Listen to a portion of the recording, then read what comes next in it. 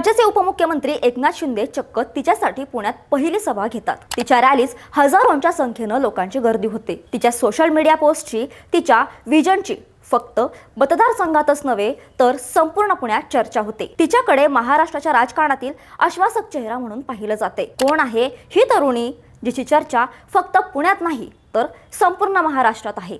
जाणून घेणार आहोत आजच्या व्हिडिओतून, त्यामुळे हा व्हिडिओ शेवटपर्यंत नक्की पहा। नमस्कार, मी मृदुला आणि तुम्ही पाहताय थोडक्यात। तुम्ही कधी विचार केलाय का, एका ठराविक मतदारसंघातील एका सर्वसाधारण प्रभागाची निवडणूक अचानक संपूर्ण महाराष्ट्राच्या राजकारणात चर्चेचा विषय का बनते?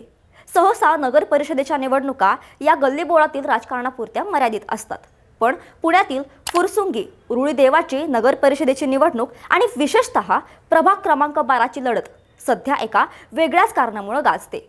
इथे प्रश्न फक्त एका उमेदवाराचा नाहीये, तर प्रश्न आहे एका मोठ्या संघर्षाचा। हा संघर्ष आहे जनशक्ती विरुद्ध धनशक्तीचा। एका बाजूला आहेत उच्च शिक्षित, विजन असलेल्या आणि पहिल्यांदाच निवडणूक लढवणाऱ्या प्रतीक्षा ज्योती महेंद्र बाजारे, ज्यांच्यासाठी खुद्द राज्याच्या उपमुख्यमंत्र्यांनी पुण्यात पहिली सभा घेतली। आणि दुसऱ्या बाजूला आहे कित्येक वर्षांची प्रस्थापित धनशक्ती। सर्वात आधी या मतदारसंघाचं महत्त्व समजून घेऊया। फुरसुंगी आणि उरुळी देवाची एकेकाळी या भागाची ओळख देशातील सर्वात श्रीमंत ग्रामपंचायत म्हणून होती। पण मित्रांनो, श्रीमंत गाव ते विकसित शहर हा प्रवास इतका सोपा नसतो। आज जेव्हा या भागाचं नगर परिषदेत रूपांतर झाले, तेव्हा वास्तवात काय चित्र आहे? आजही हजारो लोकांना पिण्याच्या पाण्यासाठी खासगी टँकर्सवर अवलंबून राहावं लागतंय। रस्ते अरुंद आहेत, ड्रेनेज सिस्टीम जुनाट आहे आणि सार्वजनिक सुविधांची वानवा आहे। मोठ्या सोसायट्या उभ्या राहत आहेत, लोकसंख्या वाढते, पण कचरा व्यवस्थापन आणि ट्रॅफिकचं नियोजन कोलमडलं आहे। महत्त्वाचा मुद्दा हा आहे की ही या नगर परिषदेची पहिलीच निवडणूक आहे आणि कोणत्याही इमारतीचा पाया जर भक्कम नसेल तर ती इमारत उभी राहू शकत नाही। ही निवडणूक या शहराच्या विकासाची पायाभरणी करणार आहे। त्यामुळे पुढची 5 वर्ष कोण सत्तेत असणार हे या भागाचं पुढचं 25 वर्षांचं भविष्य ठरवणार आहे।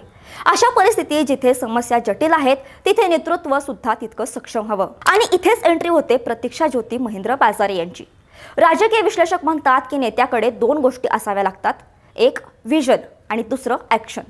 प्रतीक्षा बाजारे यांचं प्रोफाईल पाहिलं तर त्या पारंपरिक राजकारण्यांपेक्षा वेगळ्या का ठरतात? त्याचं सर्वात महत्त्वाचं कारण उच्च शिक्षण। त्या फक्त उमेदवार नाहीत, तर त्या BA इंग्लिश आणि चाइल्ड सायकोलॉजिस्ट आहेत। त्यांनी DSM पर्यंत शिक्षण घेतलं आहे आणि गेली 8 वर्ष त्या शिक्षण क्षेत्रात काम करत आहेत। आजच्या काळात जेव्हा आपण स्मार्ट सिटीजच्या गप्पा मारतो, तेव्हा असा शिक्षित उमेदवार सभागृहात असणं ही काळाची गरज आहे। दुसरा मुद्दा त्यांच्याकडे असलेला क्रीडा वारसा। म्हणतात ना, खेळाडू वृत्ती ही संघर्षातून येते। प्रतीक्षा यांना घरातूनच बाळकडू मिळालं आहे। त्यांचे वडील महेंद्र बाजारे हे आंतरराष्ट्रीय खेळाडू आहेत, तर भाऊ प्रतीक बाजारे हा नॅशनल लेवलचा गिर्यारोहक आहे। पण सर्वात मोठा प्रश्न हा आहे की एकनाथ शिंदे यांची शिवसेना या एका उमेदवारावर एवढा फोकस का करत आहे? याचं उत्तर त्यांच्या पोटेन्शियलमध्ये आहे। राज्याचे उपमुख्यमंत्री एकनाथ शिंदे यांनी पुण्यात आल्यावर स्वतः त्यांच्यासाठी पहिली जाहीर सभा घेतली। आमदार विजय शिवतारे आणि महेश मोहिते यांची त्यांना भक्कम साथ आहे। शिवसेनेला प्रतीक्षा बाजारे यांच्यामध्ये एक डॅशिंग महिला नेतृत्व दिसत आहे, जे भविष्यात पक्षासाठी चेहरा बनू शकतं। आता वळूया या निवडणुकीच्या सर्वात गंभीर मुद्द्याकडे। प्रभाग क्रमांक 12 मध्ये प्रतीक्षा बाजारे यांच्या समोर आहेत विरोधी उमेदवार प्राची शितोळे देशमुख। स्थानिक पातळीवर या लढतीचं वर्णन जनशक्ती विरुद्ध धनशक्ती असं केलं जाते। का? तर एकीकडे प्रतीक्षा बाजारे आणि त्यांचे सहकारी महेश मोहिते आहेत, जे सामान्य नागरिकांमध्ये मिसळून त्यांच्या समस्या जाणून घेऊन प्रचार करत आहेत।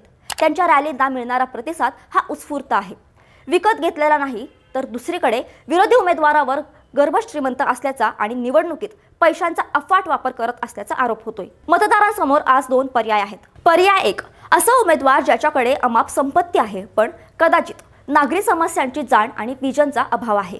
पर्याय 2, प्रतीक्षा बाजारे ज्यांनी स्वतःचा जनतेशी कनेक्ट सिद्ध केला आहे।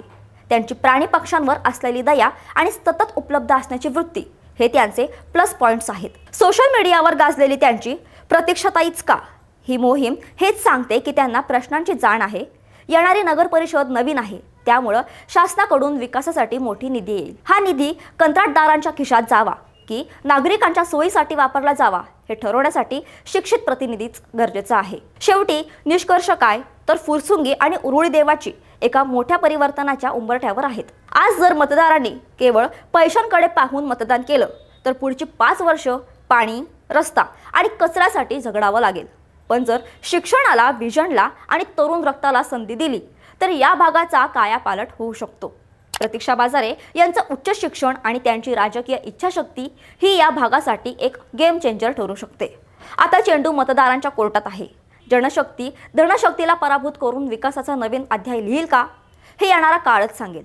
तुम्हाला काय वाटतं? आजच्या राजकारणात उच्च शिक्षित तरुणांना संधी मिळणं किती महत्त्वाचं आहे? तुमचं मत खाली कमेंट्समध्ये नक्की सांगा।